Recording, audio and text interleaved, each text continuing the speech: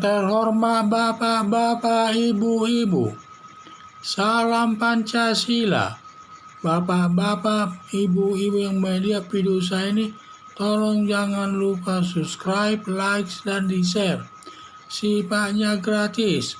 Pada hari Minggu tanggal 25 Desember tahun 2021 ini, saya akan mengomentari Muhammad KC disidangkan dalam keadaan sakit hingga jatuh.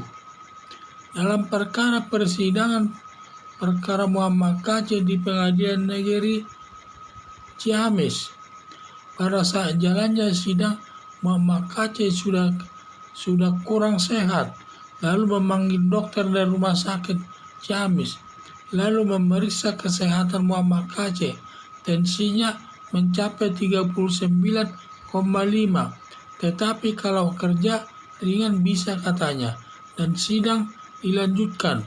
Dan tidak lama setelah berlangsung sidang, lalu Muhammad KC jatuh, langsung dibawa ke rumah sakit. Dalam sidang secara fisik, kerjanya memang ringan, hanya duduk saja, mendengarkan keterangan-keterangan dan pertanyaan hakim dan lain sebagainya. Tetapi secara kejiwaan, masuk kerja berat ini sidang ini, yang memikirkan nanti dengan seksama apa hukuman yang akan dijatuhkan oleh hakim kepadanya, dan juga menilai juga keterangan keterangan saksi tersebut apakah sesuai dengan yang sebenarnya atau tidak. Sehingga kalau orang tersangka mengikuti sidang, pikirannya yang berat, makanya masuk kerja berat itu mengikuti sidang tersebut. Kalau secara fisik memang nggak berat, dia hanya duduk saja, dengar sana dengar sini, tidak berat. Tetapi secara kejiwaan, sidang itu sangat berat itu bagi tersangka, karena dia harus memikirkan nanti apa kira-kira hukuman yang akan dijatuhkan hakim kepadanya. Dalam persidangan tersebut banyak dirasakan ketidakadilan, baik dari polisi, jaksa, dan hakim. Antara lain, perbuatannya di Bali sebagai lokus deliktinya, malah diperiksa Mabes Polri dan disidangkan di Pengadilan Negeri Ciamis. Seharusnya harus disidangkan di Bali. Baru 1 hari ditahan di Mabes Polri, Napoleon Bonaparte menganiaya Muhammad KC hingga pingsan berkali-kali, terakhir diguyur dengan kotoran manusia. Membuat saksi-saksi dari Ciamis yang tidak tahu masalahnya. Masih ada tindakan lain yang menyimpang dari aturan hukum. Dokter yang memeriksa Muhammad KC diragukan hasil pemeriksaannya atas keterangan yang diberikan. Dokter tersebut perlu dilaporkan ke polisi atas keterangan tersebut agar nanti diperiksa dengan membuat beberapa saksi ahli dari dokter yang sifatnya netral agar dokter memberikan keterangan yang benar. Perbuatan dokter tersebut dapat dituntut memberikan keterangan palsu yang melanggar kitab undang-undang hukum acara pidana yang ancaman hukumannya di atas 3 tahun.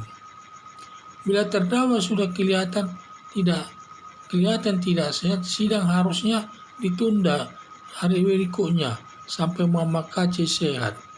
Berdasarkan keterangan dokter sakit ringan, jaksa dan hakim tidak bisa disalahkan.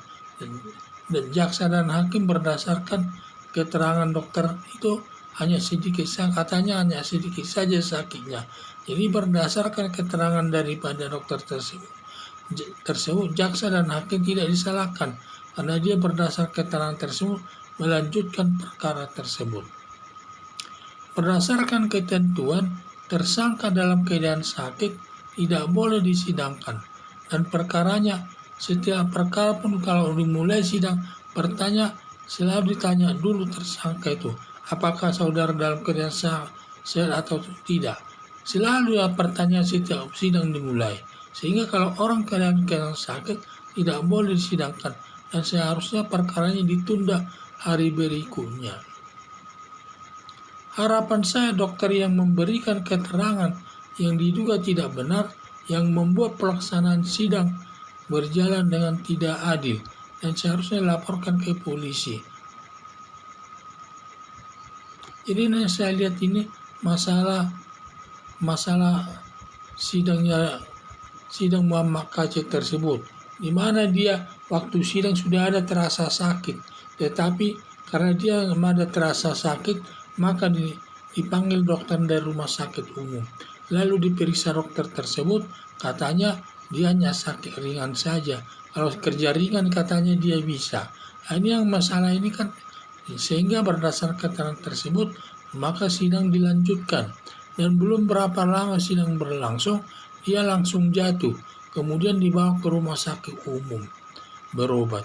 Jadi berdasarkan ketentuan tersebutlah maka hakim dan jaksa tidak bisa disalahkan karena keterangan daripada dokter tersebut. Maka keterangan dokter tersebut ada diduga keterangannya tersebut adalah tidak benar.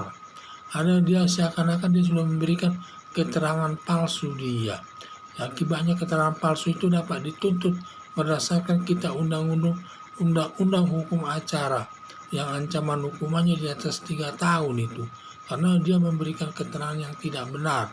Jadi harapan saya agar dokter tersebut juga diperiksa oleh polisi sesuai dengan ketentuan hukum yang berlaku. Sekian dan terima kasih.